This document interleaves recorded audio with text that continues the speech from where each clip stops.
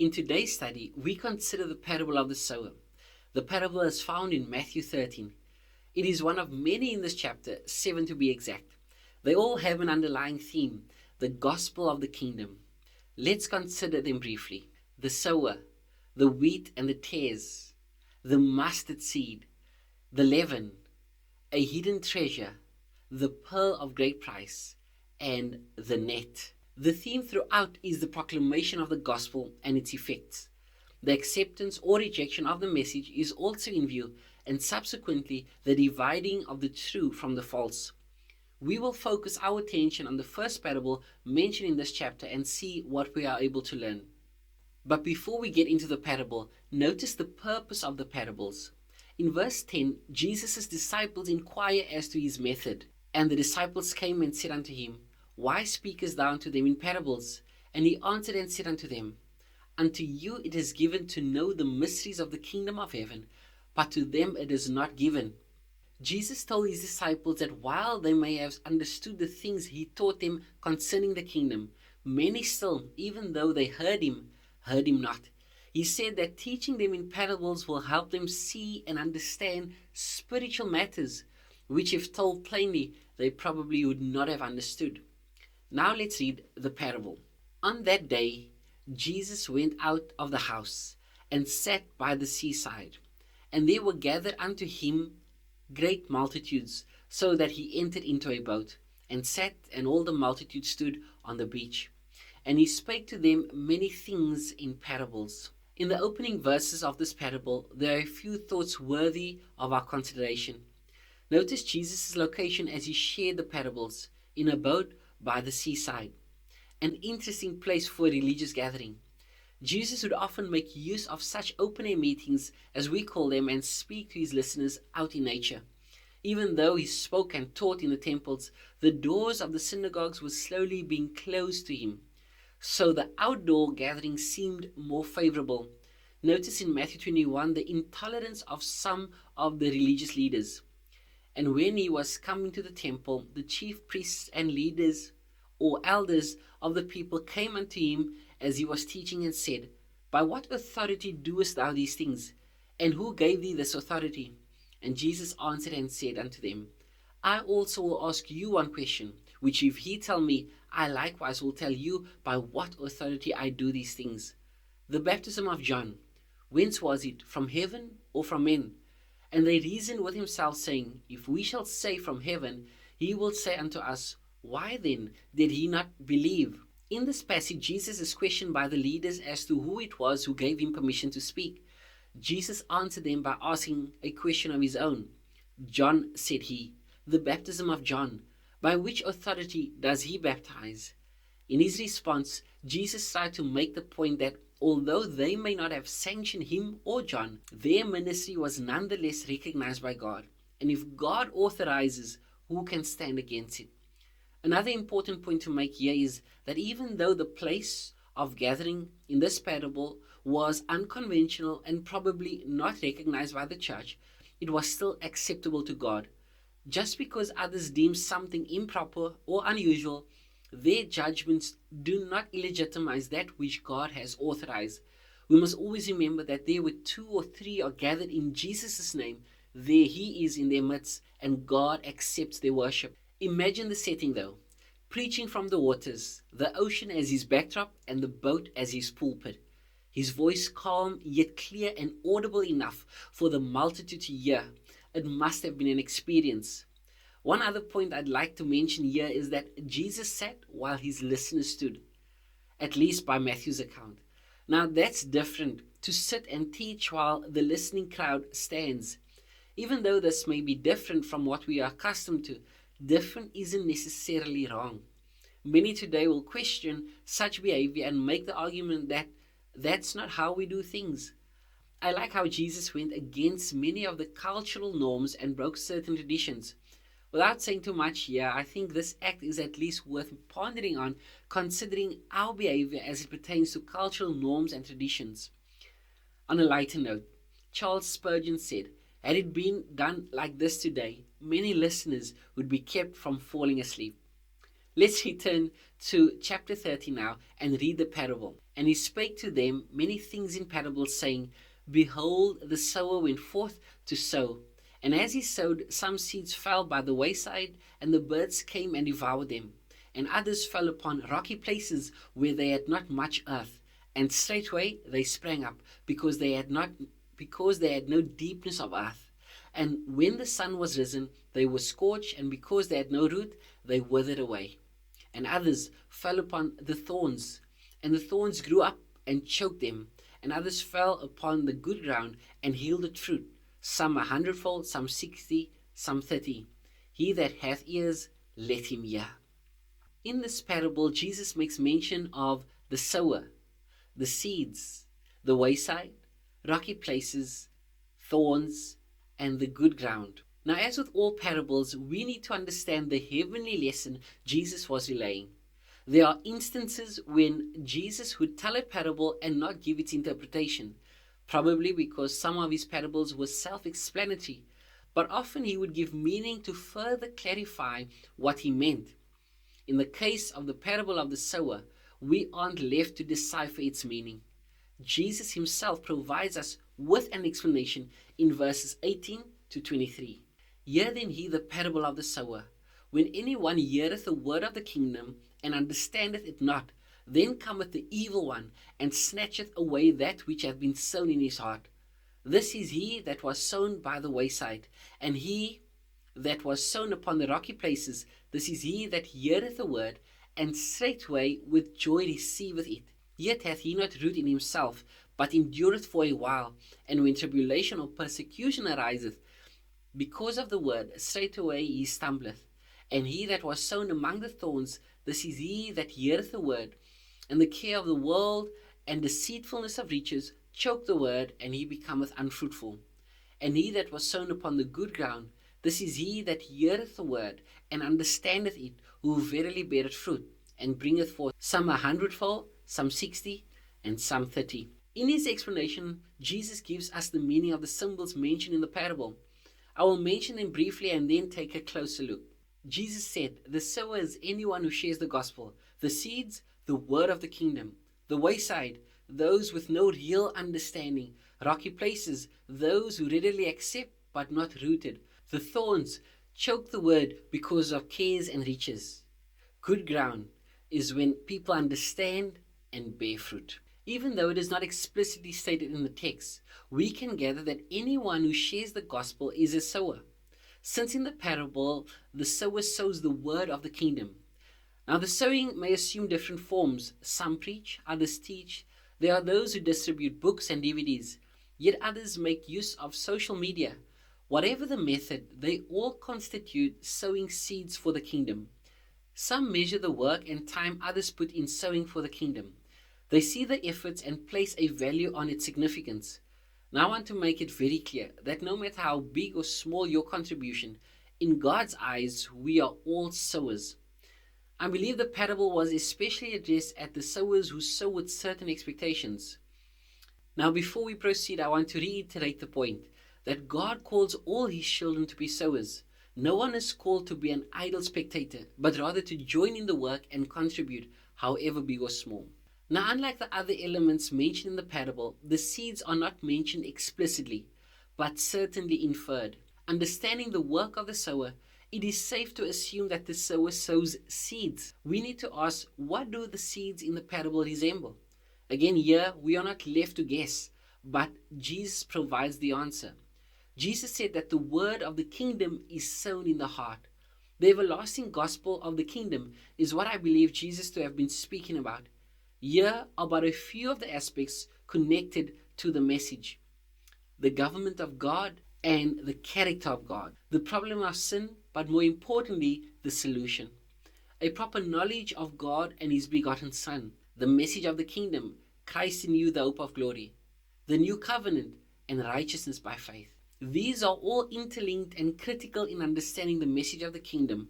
But as stated earlier, any contribution, anything shared concerning the kingdom of God constitutes the sharing of the gospel and makes you a sower. In the parable, Jesus goes on to explain the different types of ground upon which the seeds fall. The ground in the parable is symbolic of the heart. First, Jesus speaks of the wayside. Now, unlike today, where farmers have equipment where they plant seeds directly into the ground at the desired depth, back then farmers would walk and scatter the seeds and then cover it with soil. The wayside was the pathway and not actually ground intended for farming, and as such, not covered with soil. This group resembles those upon whom the seeds of the gospel falls, but never covered with soil, and therefore it never takes root. These people hear the message but do not understand, and in some instances they just don't care to understand. These seeds left uncovered are exposed and are easy pickings for the birds, which in this instance resembles the evil one who snatcheth away that which was sown in the heart. The second type of ground upon which the seeds fall is described by Jesus as rocky. Seeds that fall here are not deeply rooted, and as a result, such plants are easily uprooted. Here, Jesus was referring to people who readily accept a message, they are excited by it, but never really grounded in it. The message takes root, but never deep enough to avoid being uprooted. The problem here is not that the message is readily accepted, but rather that its roots do not go deep enough. Here I'm reminded of another group who heard the message but made sure that they were rooted in it. We read of this group in Acts 17:11.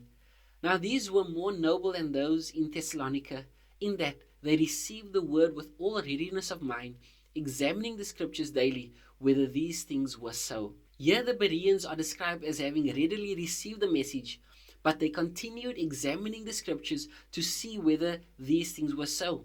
Their continued studying of God's word gave depth to the roots they had grown. This group, the ones with the rocky ground, could also be described as children who, upon receiving gifts, are excited thereby, but soon become bored, and as we say, the novelty wears off. They then wait for the next new thing, only to continue the cycle. Jesus continued to say that when tribulation and persecution befall them, they are unable to stand, and therefore they stumble. Tribulation here may be anything that comes on one's path, a difficulty or a challenging time normally from outside. Persecution, however, is of a spiritual nature and most times comes from within. People with rocky hearts who have their seeds only lightly grounded are normally swept away either by tribulation or persecution. The thorny ground in this parable resembles the group who receive the word and understand it. The seeds sown here even take root, but sadly this group is soon overtaken by the cares of this world and the deceitfulness of riches.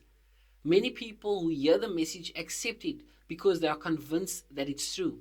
The message takes root in their hearts, but sadly their hearts are reminded of the cares of the world and their riches.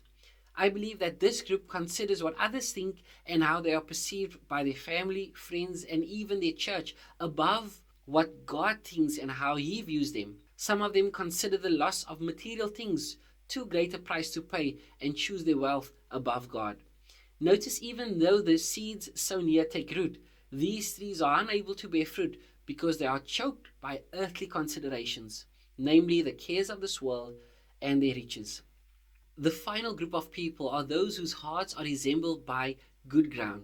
Jesus said they receive the gospel message, understand it, and go on to bear fruit.